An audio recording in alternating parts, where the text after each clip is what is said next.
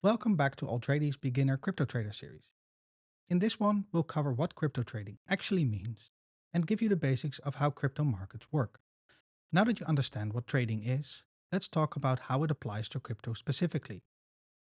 In this section, you'll learn exactly what you'll be trading, cryptocurrencies, and where this trading takes place, on exchanges. Crypto trading means buying and selling digital currencies, like Bitcoin or Ethereum, to make a profit from price changes.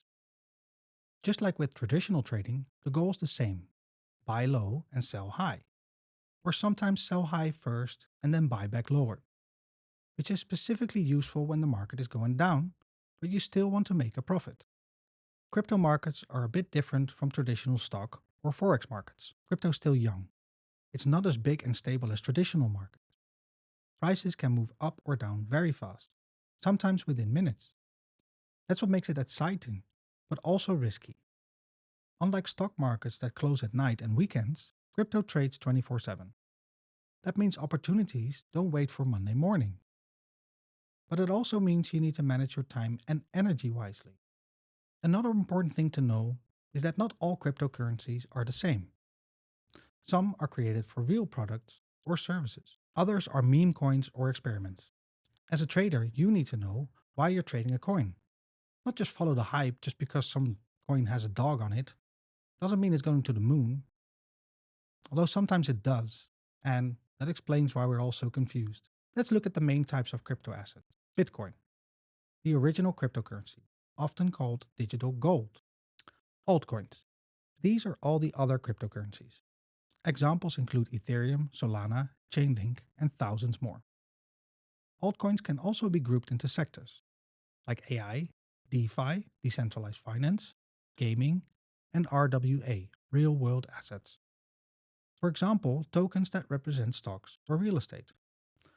Remember how we mentioned big money rotating between sectors? This is why understanding which sector a coin belongs to matters for timing your trades. Then you have stablecoins. These are tied to real world currencies like the US dollar. They don't move as much in price and are often used to store value or to exit trades in.